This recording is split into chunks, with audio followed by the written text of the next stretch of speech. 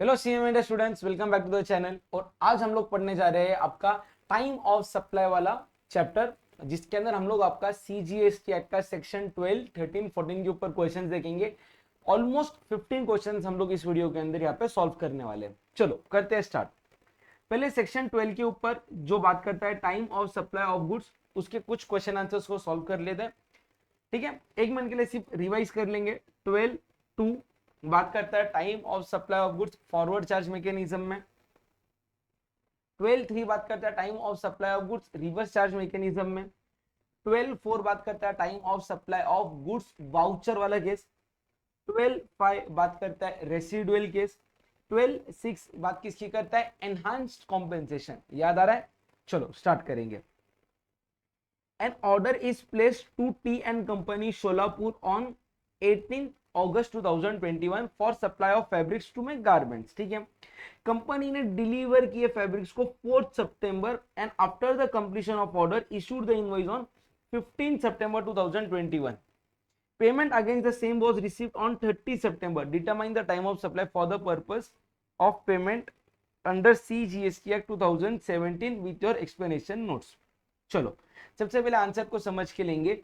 ये केस है आपका सेक्शन 12(2) का, जो की बात करता है time of supply of goods, time of supply of goods under which charge forward charge mechanism. तो टाइम ऑफ सप्लाई क्या रहेगा? टाइम ऑफ सप्लाई रहेगा, देखो, इनवॉइस डेट और last date of invoice, invoice date और last date of invoice whichever is earlier. ठीक है, उसके बाद में एक नोटिफिकेशन आया था, नोटिफिकेशन 66/2017। उसने क्या बोला हुआ है कि पेमेंट डेट आप लोगों के लिए क्या बन जाता है? Irrelevant. Last date of invoice क्या बोलता है? अगर गुड्स का मूवमेंट होने वाला है, गुड्स का क्या होने वाला है? मूवमेंट होने वाला है, तो बिफोर और at the time of movement, before और at the time of movement आपको क्या देना पड़ेगा? बिफोर और at the time of movement आपको इनवॉइस को इशू करना पड़ेगा। याद आ रहे हैं ये सारे पॉइंट्स? याद आ रहा है? बस इसी के बेसिस पे आपको आंसर लिखना है यहाँ पे। और सर अगर यहाँ पे समझो मान लो मूवमेंट नहीं होता, तो इनवॉइस देने का लास्ट डेट क्या रहता? बिफोर और एट द टाइम ऑफ, क्या दे रहा अपन सामने वाले को? पोजीशन, है ना? ये दोनों को मर्ज करके आपका आंसर बन जाएगा। कंसेप्ट समझा आप लोगों को? कंसेप्ट याद आ गया? चलो अब इसका आंसर कैसे लिखने का वो अपन देखेंगे। ठीक है, एकदम डिटेल के अंदर अपन आंसर लिख देंगे यहाँ पे। आंसर रेटिंग कौन सा सेक्शन के बारे में आंसर लिख रहे हैं अपन यहाँ पे? Section 12, time of supply of goods. कौन सा क्वेश्चन नंबर चल रहा है आपका? Question number 1। इसका आंसर पहले अपन लिख के देते हैं। ठीक है, सबसे पहले यहाँ पे आएगा प्रोविजन। प्रोविजन में पहला, as per section 12(2), comma, time of supply of goods shall be earlier of a invoice date, b last date of invoice। ठीक है, ये आ गया आपका पॉइंट। इधर लिख दो, as per notification number 66/2017 in case of goods under forward charge mechanism. आप लोग पूरा फॉरवर्ड चार्ज मैकेनिज्म लिख देना। ठीक है, date of receipt of payment is not relevant. ये हो गया आपका पहला पॉइंट। दूसरा, अभी देखो, अगर आपको लास्ट डेट ऑफ इनवॉइस क्या रहता उसका प्रोविजन याद नहीं आ रहा है, देखो सेक्शन 31 है, याद आ रहा है लिखो, याद नहीं आ रहा तो कैसे लिखने का मैं वो बता देता हूं। ठीक है, as per provisions under GST law, comma, last date of issue of invoice where movement of goods is involved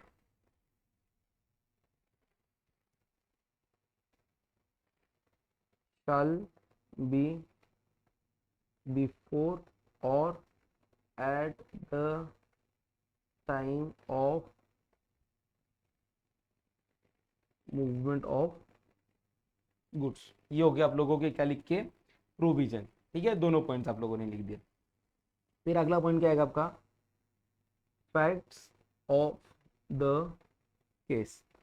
पहला फैक्ट, ऑर्डर कब प्लेस हो रहा था, order is placed on 18th August। Order is placed on 18th August 2021। Second facts में क्या आ रहा, delivery of fabrics is made on 4th September। Delivery of fabrics is made on 4th September। फिर अगला आएगा, invoice is issued on 15th September 2021। Last point, payment is received on, payment कब मिल रहा है, 30th September 2021। ठीक है, अभी आ जाओ लास्ट कंक्लूजन पे। Conclusion,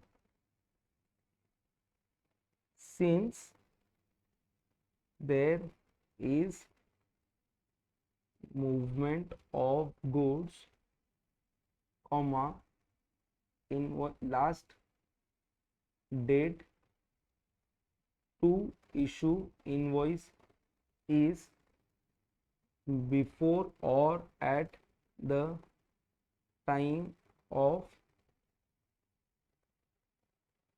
commencement of movement of goods। In given case, it is assumed that movement took place। कब मूवमेंट ने प्लेस किया, movement took place when goods were delivered, that is last date of invoice becomes क्या आ जाएगा, 4th September।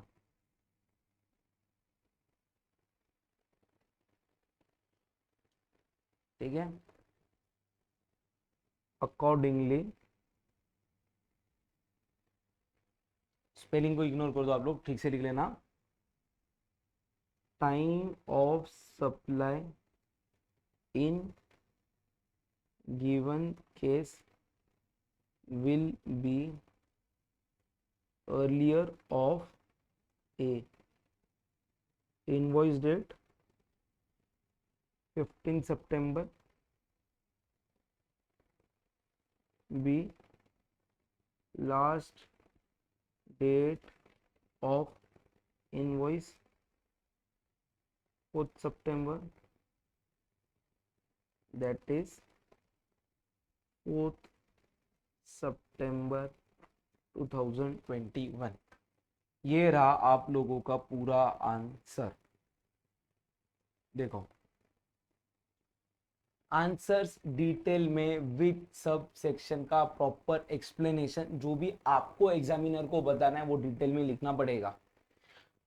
और मेरे साथ आप लोगों को भी नोटबुक पेन लेके बैठना है, आंसर्स लिखने के हैं। ट्रस्ट मी गाइस, आंसर्स कैसे लिखते हैं अगर ये एक बार आप लोग समझ गए तो एग्जाम के अंदर कम से कम आपका टैक्सेशन के अंदर 7 to 8 मार्क्स का फर्क पड़ेगा। ठीक है, सिर्फ सुनो मत, लिखते चलो। देख लो एक बार, ये पूरा आंसर है आपके स्क्रीन के ऊपर, कोई पॉइंट लिखना बाकी है तो लिख लो, अगर सब लिखे हो गया तो एक बार आंसर्स को रीड कर लो। ठीक है,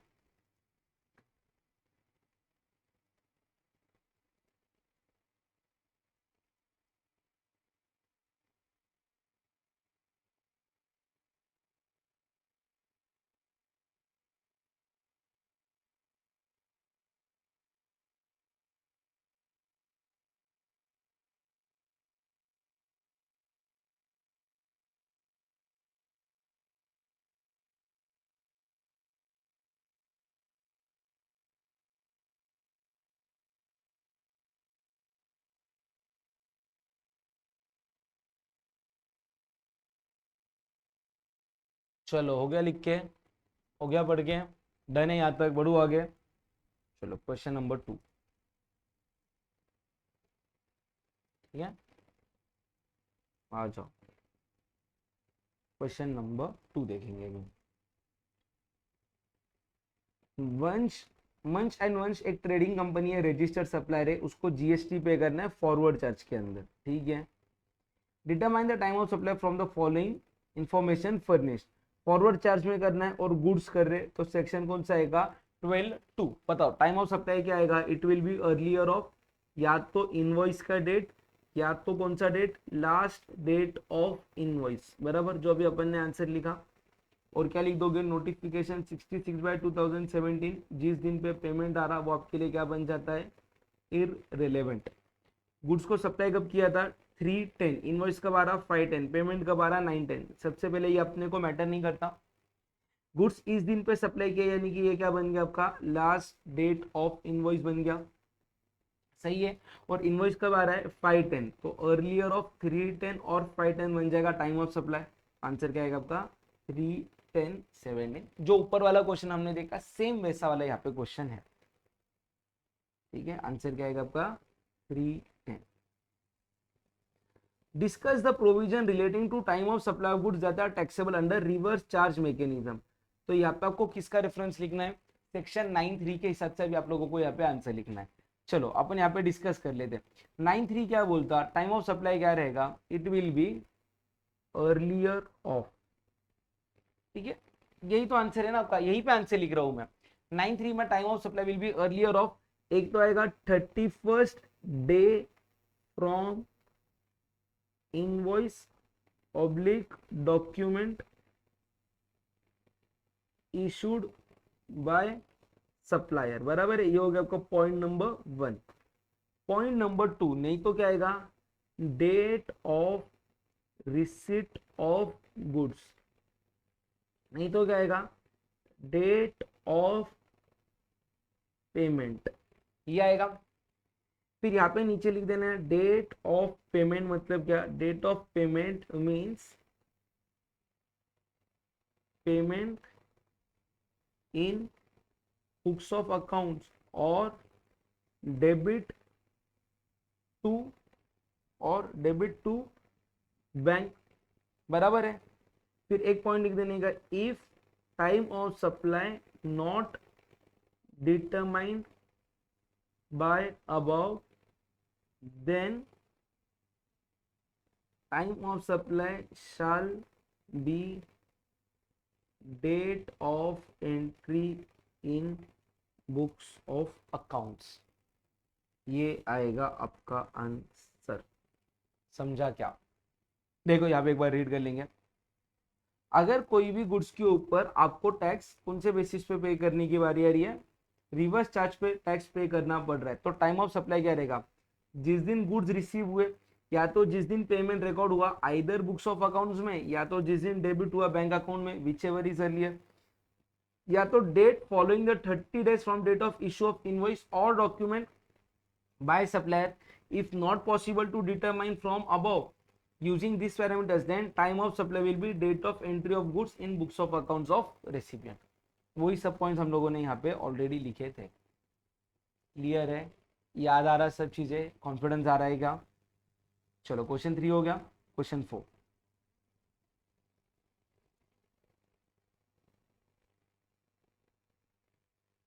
Gupta and Sons, a registered supplier paying tax under normal scheme, is a wholesale supplier of ready-made garments located in Bandra, Mumbai. On 5th September 2000, जो भी है 5th September, Mohini, a owner of charming boutique located in Dadar, approached Gupta and Sons for supply of consignment of customized dress for ladies and kids। अच्छा, मतलब इसने order किसको place किया, ये कौन बन गया, बायर, और गुप्ता एंड सन्स क्या बन गए, सेलर, ठीक है। गुप्ता एंड सन ने कंसाइनमेंट को रेडी किया 2 दिसंबर के दिन, और मोहिनी को बोल दिया कि ये है। इनवॉइस कौन से दिन पे इशू हो रहा है, 3 दिसंबर, ठीक है। Due to some reason Mohini could not collect the consignment immediately, so she collects the consignment from the premise of Gupta and Sons on 18 December। अच्छा, गुड्स का मूवमेंट 18 दिसंबर को हो रहा है क्योंकि मोहिनी को पॉसिबल नहीं था, ठीक है, और पेमेंट हो रहा है 20 दिसंबर के दिन, बुक्स ऑफ अकाउंट्स में बैंक में आ रहा है 21 दिसंबर को, आपको टाइम ऑफ सप्लाई बताना है। सोचो थोड़ा 1 मिनट के लिए और आप ही आंसर दो क्या आएगा। मैं तब तक पानी पी लेता हूँ, सोचो आंसर क्या आएगा।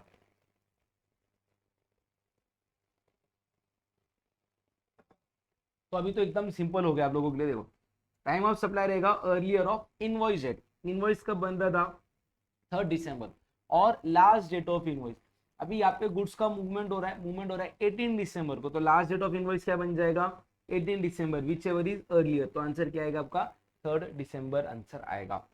तो पेमेंट डेट आप लोगों के लिए रेलेवेंट नहीं है, समझे क्या। देख लो एक बार ये आंसर को रीड कर लो, मैं इसके अंदर फिर एक थोड़ा सा ट्रिकी पार्ट डाल देता हूँ।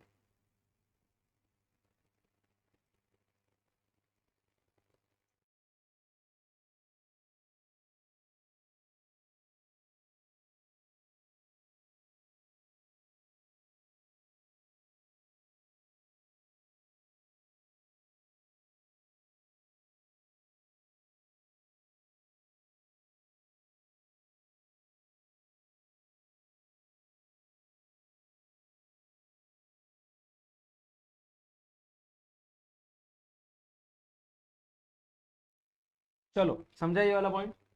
चलो सर अपन है ना ये क्वेश्चन को और एक टाइप से सॉल्व करते हैं। व्हाट इफ किधर गया है, goods are taxable on RCM. अपन ये क्वेश्चन को इंसर्ट कर देते कि आंसर क्या होगा अगर गुड्स आरसीएम बेसिस पर टैक्स हो रहे रहेंगे तो, ठीक है, उसके हिसाब से अपन आंसर लिख के लेते, ठीक है। तो क्वेश्चन नंबर अपना यहाँ पे आ गया है 4,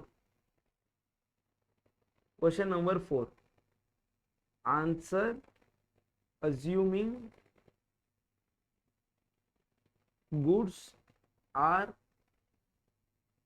taxable on आरसीएम। और अपन आंसर ऐसा लिखेंगे कि समझो आपके पास एग्जाम में पूरा प्रोविजन फैक्ट्स कंक्लूजन लिखने का टाइम नहीं है इतना डिटेल में, आपके पास लास्ट के 10 मिनट बच रहे, फटाफट आंसर कैसे लिखना है उस स्टाइल में अपन आंसर लिखना चालू करेंगे, ठीक है। तो पहला, as per section 12(3) time of supply of goods taxable under RCM shall be a date of receipt of goods, b date of payment in books of accounts or in bank, इधर लिख देना अर्लियर ऑफ, या तो सी क्या आएगा 31st day from date of issue of invoice और document by supplier if time of supply not determined from above, then date of entry of goods in books of accounts will be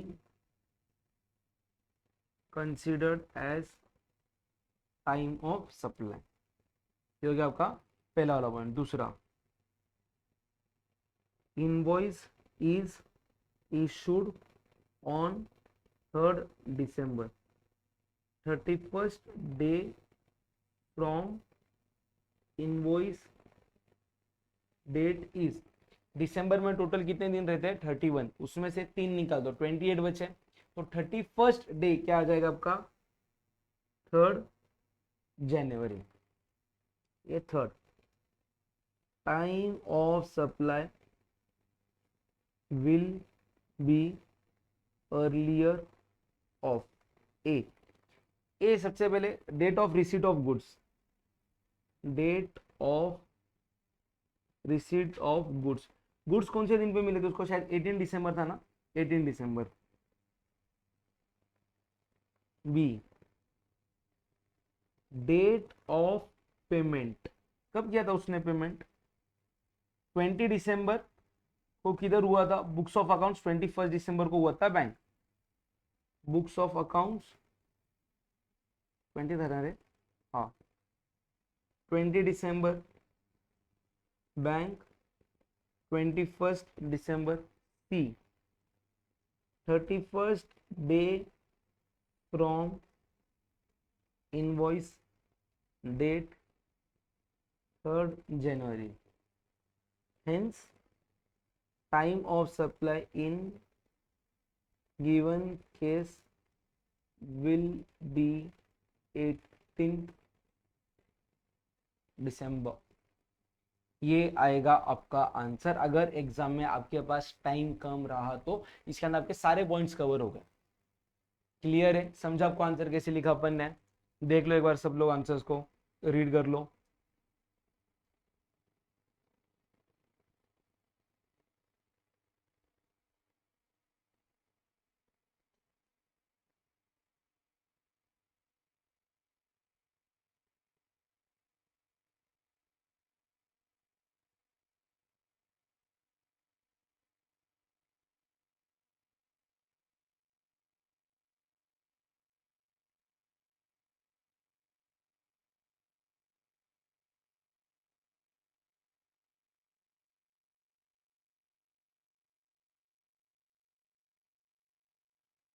चलो clear है यहाँ तक सबका? बढ़ो अगले question पे।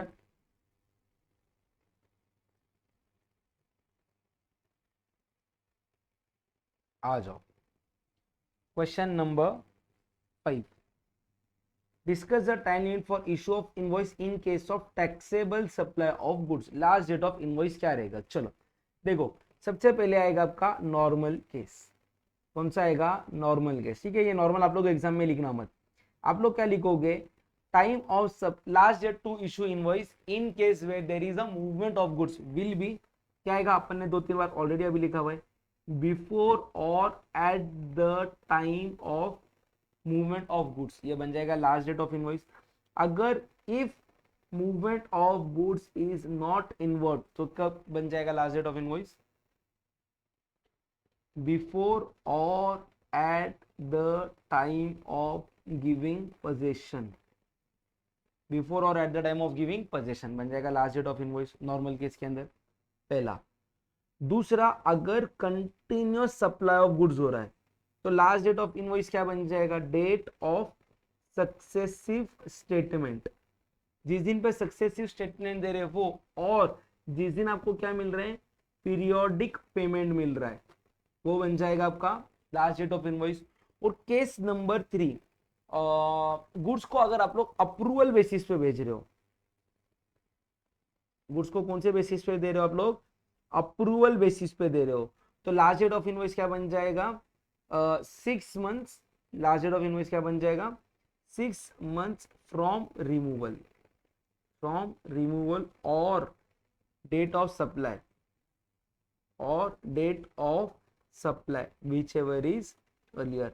Date of supply यानी कि आपने सामने वाले को बोला तू ये गुड्स को लेके जा, उसने 2 महीने बाद बोल दिया ठीक है मैं गुड्स रख रहा हूं, तो वो 2 महीने बाद। पर अगर उसने 1 साल तक बोला ही नहीं कि वो गुड्स रख रहा है, तो जब आपके यहाँ से रिमूव हुए थे वहां से 6 मंथ का जो टाइम लिमिट खत्म हो जाता है, वो बन जाएगा आपका last date of invoice. Clear है ये वाला भी पॉइंट? समझा यहाँ तक क्वेश्चन नंबर 5 तक? चलो आ जाओ क्वेश्चन नंबर 6 पे।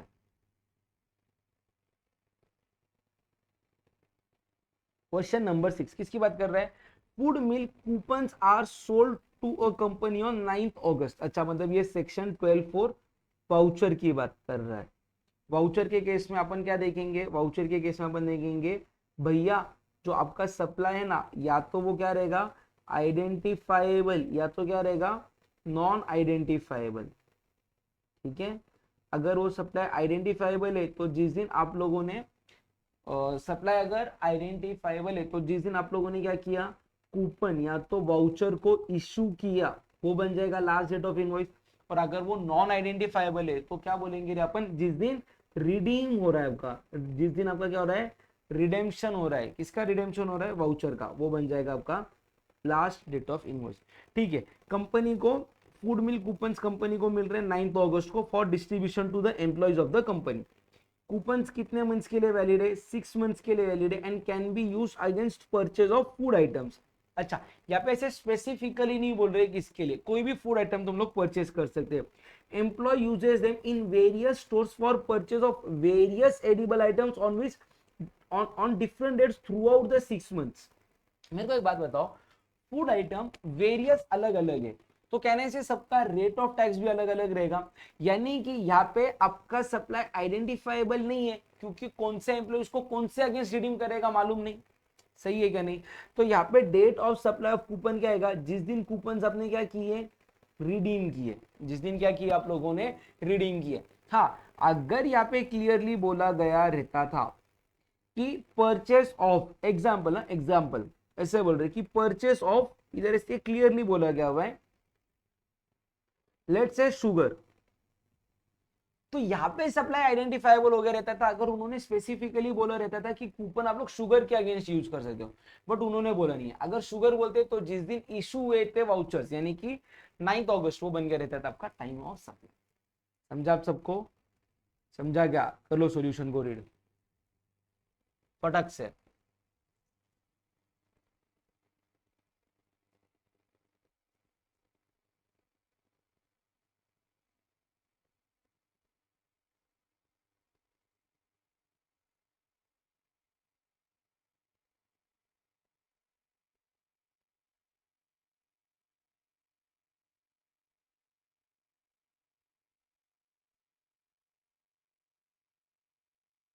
फटाफट रीड कर लो सब लोग।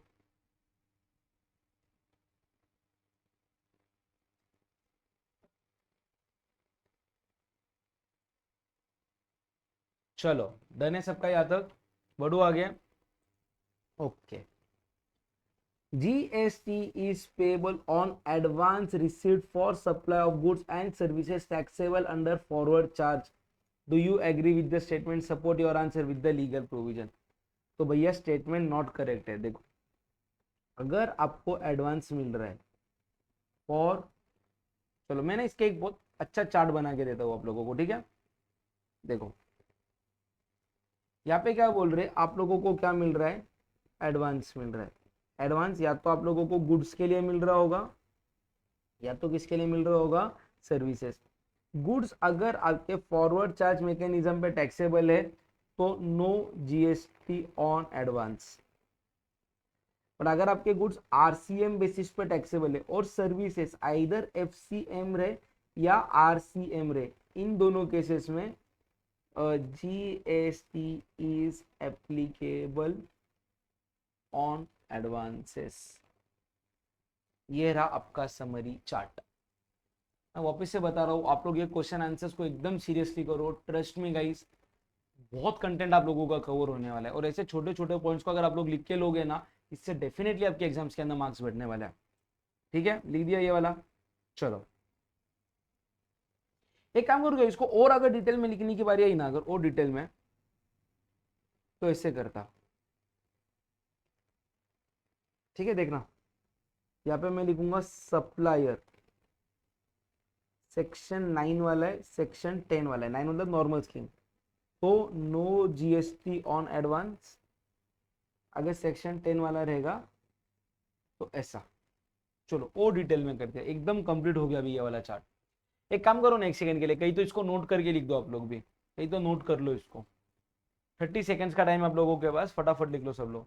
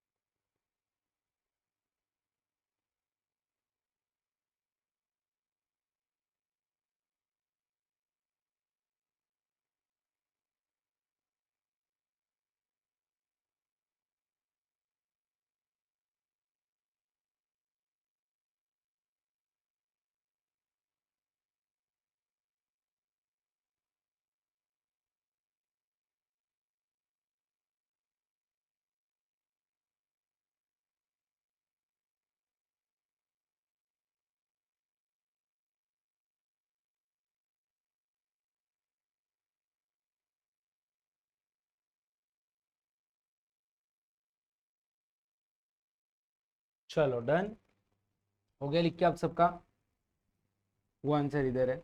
चलो अभी लास्ट आप लोगों को शायद ये लास्ट क्वेश्चन देगा time of supply of goods का, नहीं दो है, ठीक है कोई बात नहीं। देखो, from the following information provided by message सस्ता बाजार, determine the time of supply for the purpose of payment of GST. उसने कूपन को इशू किया था 20 जून को of ₹2000 redeemable against purchase of specific plastic items. Redeem कर रहे थे 31 जुलाई को। देखो इसका ना एक आंसर कैसे लिखने का वो मैं आप लोगों को बताता हूँ। चलो क्वेश्चन नंबर 8, क्वेश्चन नंबर 8, ठीक है। अभी एग्जाम में आपके पास बहुत कम टाइम भी नहीं है बट बहुत ज्यादा टाइम भी नहीं है, मॉडरेट टाइम है, तो आंसर कैसे लिखने का, सबसे पहले आप लोग लिख दोगे प्रोविजन। प्रोविजन, प्रोविजन में पहला एज पर सेक्शन 12(4). देखो सब सेक्शन 4 याद आ रहा तो लिखो, नहीं यार तो सिर्फ सेक्शन 12 लिख दो।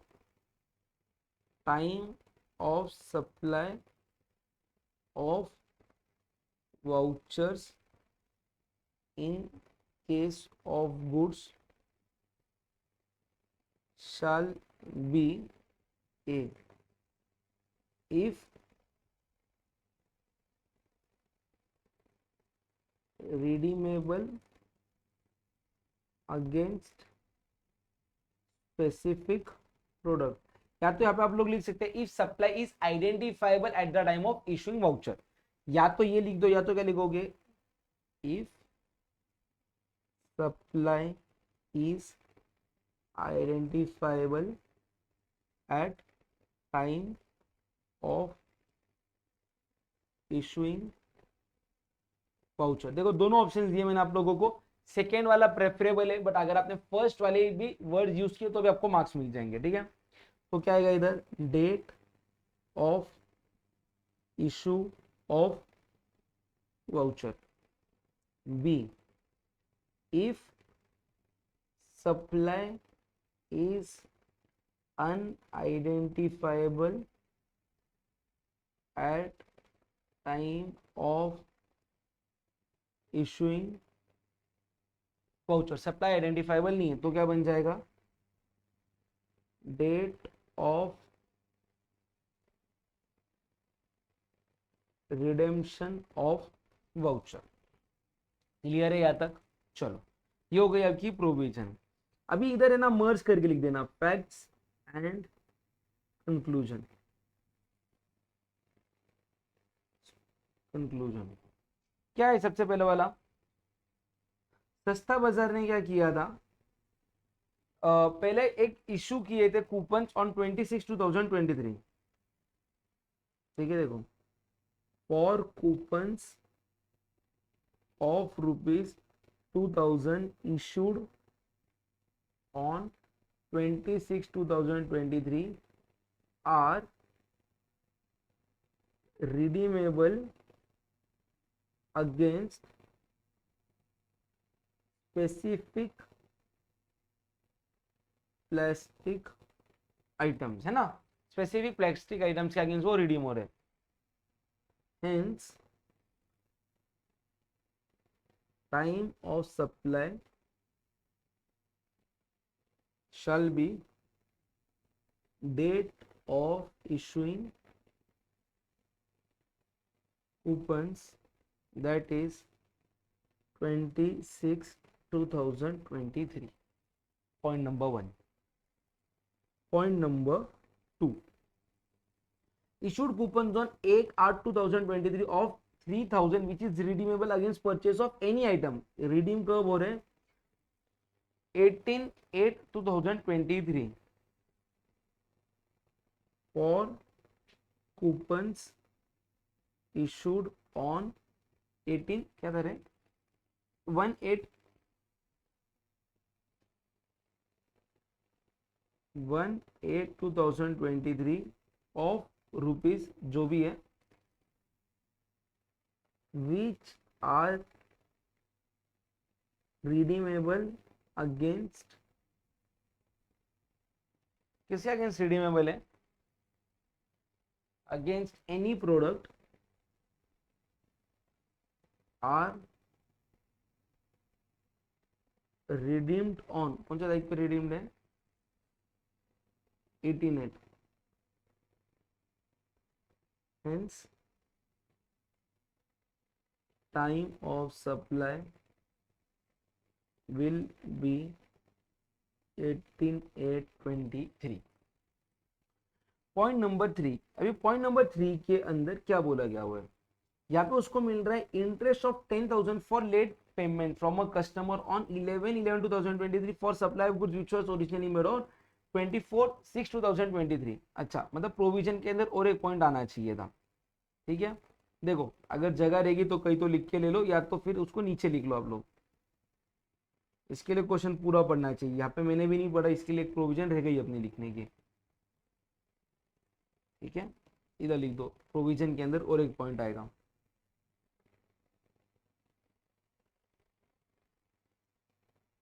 As per section 12(6), time of supply in case of enhanced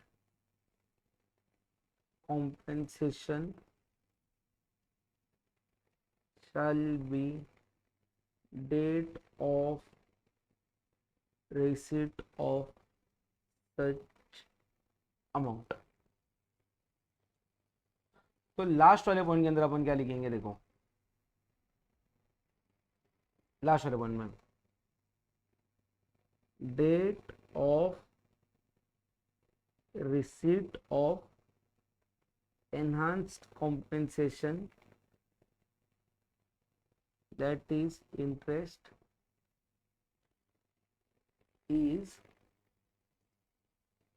11/11/2023, hence time of supply shall be 11/11/2023 for such amount। ऐसा आपको सब पॉइंट्स लिखने पड़ेंगे।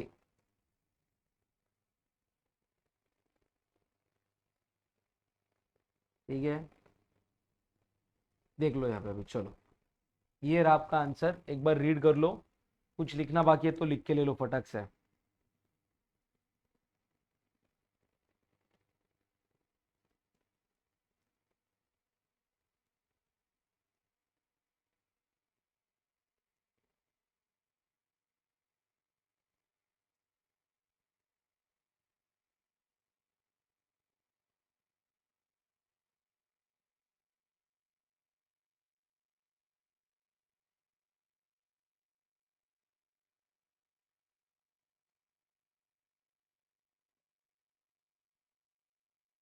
चलो देख लो फटाफट, हो गया आप सबका। चलो बढ़ेंगे अगले क्वेश्चन की तरफ अभी।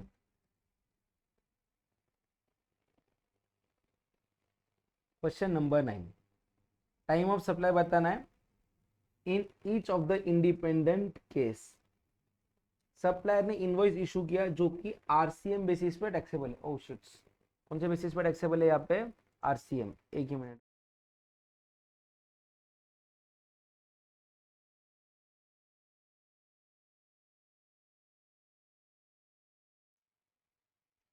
इनवॉइस कब इशू हो रहा है, 4 मई।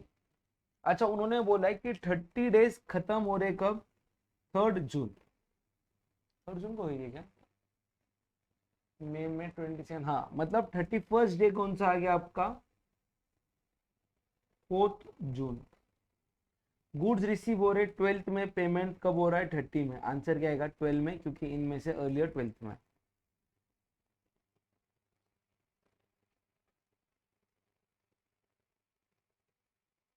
अगला क्वेश्चन सेम ही है, सेम।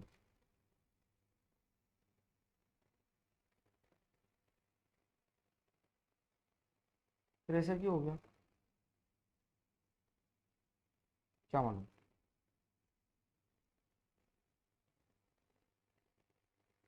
ये आंसर गलत हो गया, इसको चेंज कर दो आप लोग, इसको चेंज कर लो। ठीक है, एक ही सेकेंड।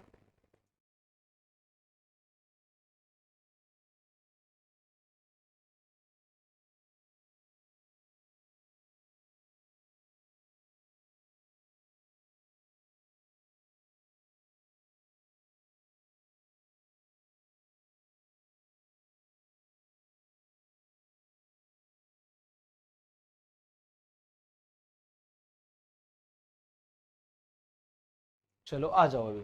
अभी आएंगे अपन सेक्शन 13 के ऊपर। सेक्शन 13 किसकी बात करता है? Time of supply of service. ठीक है, चलो एकदम फास्ट आप लोगों को रिवाइज करवा दूंगा। सेक्शन 13 किसकी बात करता? तो देखो 13(2) बात करता है time of supply of service. कौन से केस में? Forward charge mechanism. सिर्फ सुनते चलो।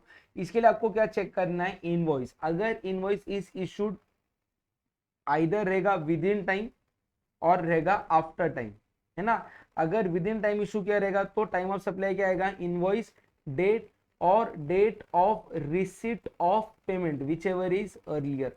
और अगर इनवॉइस को टाइम पे इशू नहीं किया तो क्या आएगा? Date of provision of services और date of receipt of payment whichever is earlier. बराबर है। इनवॉइस इशू करने का टाइम क्या रहता है? इनवॉइस इशू करने का time usually with in 30 days, 45 days रहेगा बैंक, एनबीएफसी, इंश्योरेंस और फाइनेंशियल इंस्टीट्यूशन को। अगर सेसेशन ऑफ सर्विस हो रहा है तो जिस दिन सेसेशन हुआ, जिस दिन क्या हो गया आपका सेसेशन हुआ, वो बन जाएगा last date of issuing invoice. फिर आता है continuous supply of service. If payment is linked to completion of event तो such date. If payment date is mention in contract तो जिस दिन पे पेमेंट बोला हुआ है वो दिन। If payment date is not mention in contract तो क्या आएगा? जिस दिन पेमेंट मिला वो दिन। 13(3) किसकी बात करता है? आरसीएम। आरसीएम में क्या आएगा आप लोगों का? 61st day from date of invoice और date of payment in books और bank whichever is earlier. अगर इस पे से नहीं निकल पाए तो date of entry in books of accounts. If services are imported from associate enterprise located outside India तो date of entry in books of accounts और date of payment whichever is earlier. 13(4) voucher same है। 13(5) चलो 13(4) voucher किसकी बात करता? Voucher बात करता है अगर सप्लाई आइडेंटिफाइबल है तो जिस दिन वाउचर इशू हुआ, और अगर सप्लाई आइडेंटिफाइबल नहीं है तो जिस दिन वाउचर रिडीम हुआ। फिर 13(5) किसकी बात करता है? अदर प्रोविजन, यानी कि date of filing of return और date of payment of tax. और 13(6) किसकी बात करता है? 13(6) बात करता है एनहांस कॉम्पेंसेशन की, तो जिस दिन एनहांस कॉम्पेंसेशन मिला वो बन जाएगा टाइम ऑफ सप्लाई। इसके बेसिस पे भी अपन फटाफट आंसर निकालना चालू कर देते हैं। ठीक है, देखो HM Industries is engaged in service of transporter for road transport of the consignment on 20 May 2021.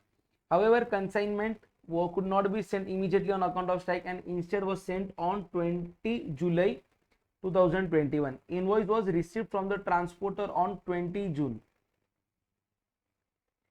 and payment was made on 25th August. Determine the time of supply for transporter services. देखो transporter है ना, या तो आपका forward charge mechanism में आएगा। देखो question number जो भी अपना शायद 10 है। देखो ट्रांसपोर्टर की सर्विसेज आपको मालूम है या तो ये आपका फॉरवर्ड चार्ज मैकेनिज्म के अंदर भी जा सकता है या तो ये आरसीएम में भी जा सकता है, क्योंकि ये सेक्शन 9(3) के अंदर कवर्ड है। अपन मान लेते ये फॉरवर्ड चार्ज मैकेनिज्म में, तो क्या आएगा? सबसे पहले आपको देखना पड़ेगा प्रोविजन कब हो रहा है सर्विसेज का। ठीक है, प्रोविजन सर्विसेज का कब हो रहा है? 20 जुलाई। कब हो रहा है यहाँ पे? 20 जुलाई। तो ठीक है, यहाँ से इनवॉइस को इशू करने का इनवॉइस का लास्ट डेट क्या बन जाएगा आपके पास? जुलाई के बाद में 31st with in 30 days. With in क्या बन जाएगा? 30 डेज। तो जुलाई के 10 डेज और अगस्त के सॉरी जुलाई के 11 और अगस्त के 19, मतलब लास्ट डेट ऑफ इनवॉइस क्या बन जाएगा? 19 अगस्त। मेरा यहाँ पे इनवॉइस का डेट क्या है? इनवॉइस का डेट क्या है? 20 जून। इनवॉइस का डेट क्या है? 20 जून। तो कहना है इसे ये कैसे? Invoice issued within time. तो टाइम ऑफ सप्लाई क्या आएगा? इनवॉइस डेट और date of receipt of payment. Date of receipt of payment whichever is earlier. Payment कब मिल रहा है? 25 अगस्त। तो इन दोनों में अर्लियर क्या आता है? इस केस में आंसर आएगा आपका 20 जून। समझा? और अगर यही चीज आपकी आरसीएम के बारे में बात करते तो सबसे पहले क्या आता है? इनवॉइस से आप लोगों को लेना पड़ेगा 61st डे। इनवॉइस कौन सी डेट का है आपका? 19 अगस्त, सॉरी 20 जुलाई, सॉरी सॉरी सॉरी। इनवॉइस का लास्ट डेट कौन सा है? इनवॉइस का डेट कौन सा है आपका? 20 जुलाई। यहां से 61st डे क्या बन जाएगा? देखो जुलाई के 11 डेज हो गए, अगस्त के 31 डेज हो गए, तो 42 - 61 19 अगस्त क्या बन जाएगा? 19 अगस्त, और जिस दिन उसने क्या किया, पेमेंट किया, पेमेंट कब किया, 25 अगस्त, विच एवर इज अर्लियर। तो इस केस में आपका आंसर क्या आ जाएगा, 19 अगस्त। समझा क्या, क्लियर है क्या ये वाला पॉइंट सबको, देख लो ये रहा आंसर।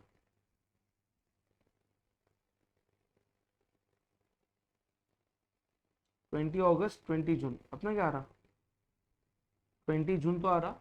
अगस्त में मेरा कैलकुलेशन गलत हो गया क्या, एक ही मिनट। जुलाई के कितने दिन आते हैं, 11।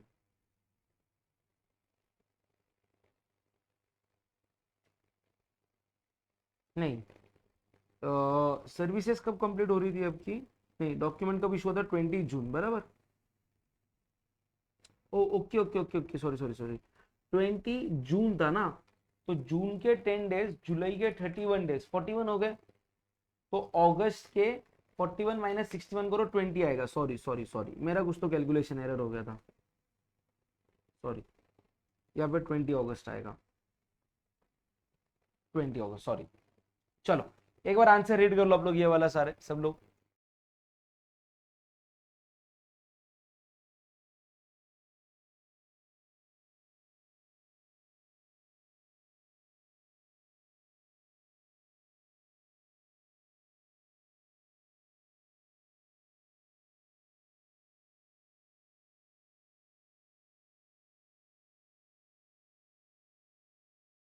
चलो डन है सबका यहाँ तक, आ जाओ अगले क्वेश्चन पे। देखो, Lakhan provides continuous supply of service to TNB limited, उसने इंफॉर्मेशन दिया, कमेंसमेंट डेट दिया, कंप्लीशन डेट दिया, रिसीट ऑफ पेमेंट दिया, आपको बताना है time of supply. Determine the time of issue of invoice in the following circumstances. तो invoice if no due date is agreed upon, तो जिस दिन आप लोगों को क्या मिलेगा इस केस में, रिसीट ऑफ पेमेंट, ये बन जाएगा आपका लास्ट डेट ऑफ इनवॉइस। तो रिसीट ऑफ पेमेंट कब हो रहा है आपका, 30/3/2018, ये बन जाएगा आपका last date of invoice. Payment is link to completion of services, तो जिस दिन सच इवेंट ऑकर्स, ये बन जाएगा last date of invoice. Completion कब हो रहा है, 31/1/18, ये बन जाएगा लास्ट डेट ऑफ इनवॉइस। अगर एग्री किया गया भाई कि पेमेंट करना है इस तारीख को, तो ये बन जाएगा आपका लास्ट डेट ऑफ इनवॉइस। खत्म, यही आपका प्रोविजन है, यही आपके आंसर्स है। क्वेश्चन नंबर 12, मॉडर्न सिक्योरिटीज ने प्रोवाइड किया service of testing of electronic devices. In one case it tested a batch on 4th and 5th September but could not raise the invoice till 19th November because of some dispute about the condition of device if device on return. Payment was made in December. What is the method to fix the time of supply of service? चलो इसका एक answer अपन लिखेंगे। Question number 12,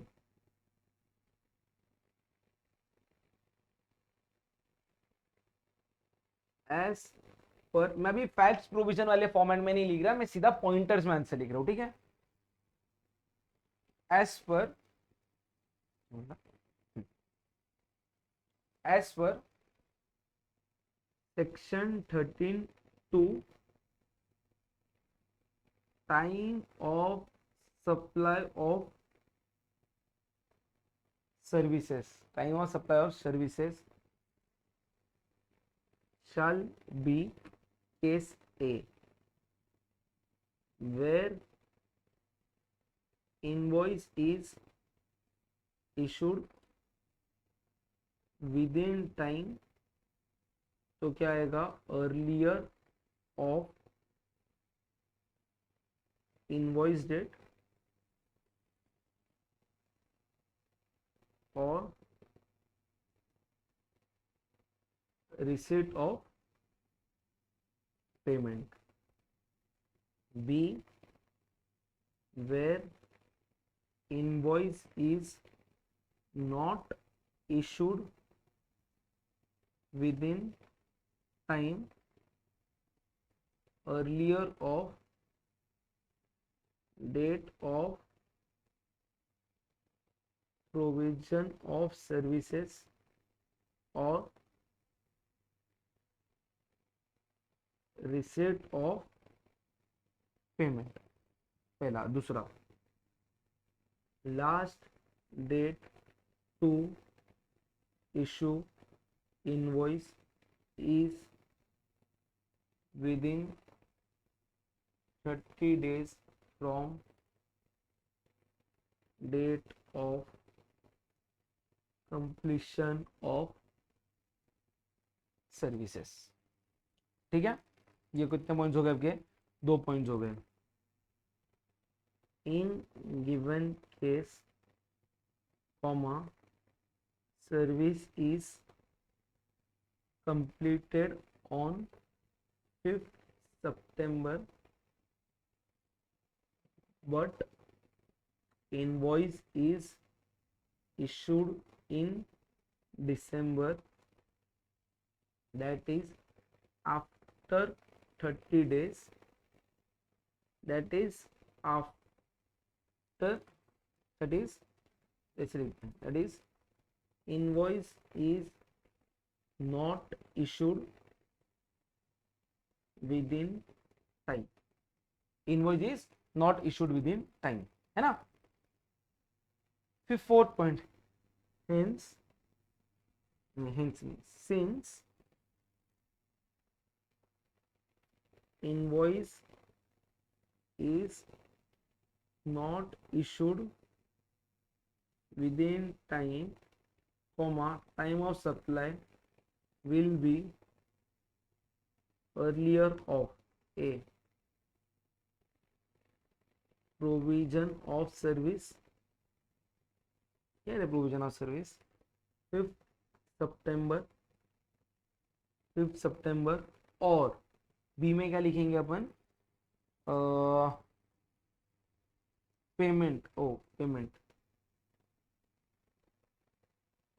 कब आ रहा है, दिसंबर, that is 5th सितंबर।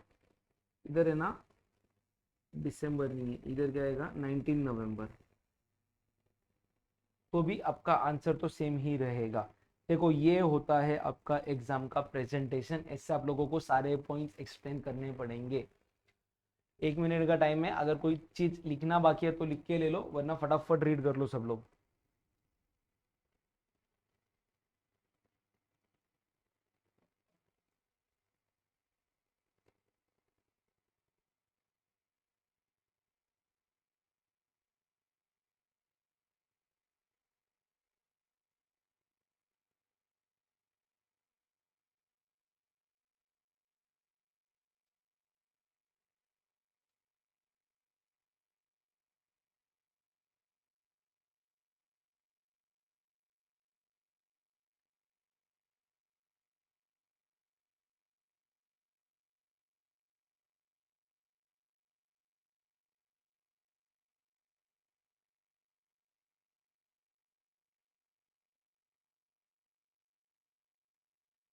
चलो हो गया आप सबका, बस 2-3 क्वेश्चंस और, सिर्फ 2-3 क्वेश्चंस और मैक्स हो जाएगा complete.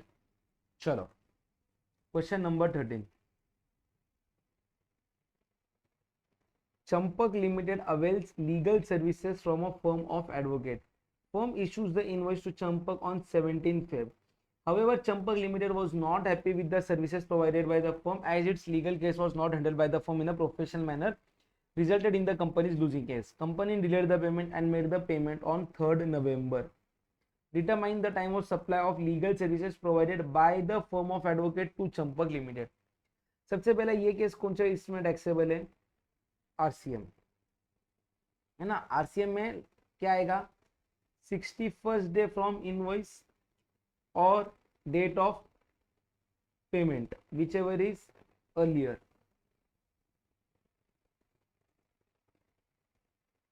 Sixty first day from invoice, invoice कब आ रहा है 17 फेब, उधर से 61st इन डेट देखो, फेब के रहते हैं टोटल 28 डेज, उसमें से 17 माइनस कर दो, फेब के आ गए 11, मार्च 11 + 31 42 होता, माइनस 60 कर दो 18 आता, 18 अप्रैल और 3rd November which ever is earlier, answer आएगा 18 अप्रैल। यार 19 आया यार, मेरे ऐसे क्यों हो रहा है, लीप ईयर समझा क्या उन्होंने। फेब के 28 रहते, 17 माइनस कर दो, 11 आ गए फेब के, मार्च के आ गए 31, टोटल कितने हो गए आपके 42। अच्छा 61 देख लेना, -61 करो, सॉरी -61 करो तो क्या आएगा यहाँ पे 19 अप्रैल। क्लियर है आप सबको? चलो देख लो ये आंसर उन्होंने बराबर लिखा है क्या।